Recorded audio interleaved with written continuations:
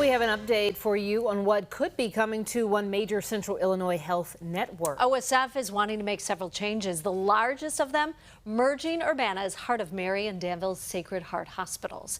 There will still be two campuses, all under the same name. WCIA3's Katie Moore is live in our newsroom. And Katie, they took one step closer to seeing this go through. Jennifer, the Illinois Department of Public Health had a public hearing today at Urbana City Hall. OSF filed a 71-page application with the Illinois Health Facilities and Review Board in July, and the board requires a public hearing before deciding if they will grant the requests. There's no better time than now. The next step for OSF took place in a public hearing.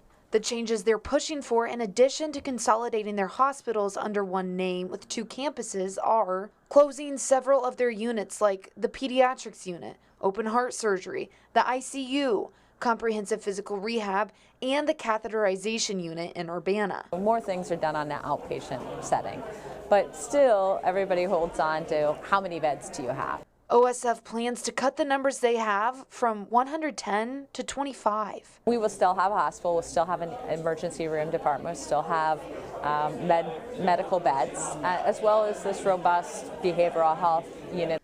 The people who came forward at the hearing weren't opposed to OSF's investments in the behavioral health unit, but not at the cost of others that are being cut. And OSF former surgeon explains what this means. Even something mild, I mean, anything that needs to be admitted, you would probably not be admitted there. He talks about how this impacts the patients relying on public transportation. They will have to just come to the ER and take an ambulance to Bloomington or Peoria. Their families won't be able to visit them there. Follow-up care will not be accessible. However, Friesen believes this transformation is crucial to the health system's survival. She says their proposed changes will allow them to impact patients in the best way. What we're seeing is hospitals failing across the country, right? And so we have to say, we're stewards for the community. So what is the highest and best use of the scarce resources that OSF is going to invest?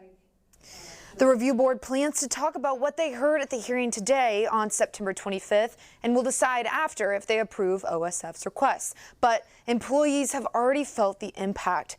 OSF made a commitment to retaining 75% of them. They exceeded with 88% given the opportunity to continue working for OSF, and 65% have decided to stay on. Reporting live in the newsroom, Katie Moore, WCIA3, your local news leader. All right, thanks for the update, Katie.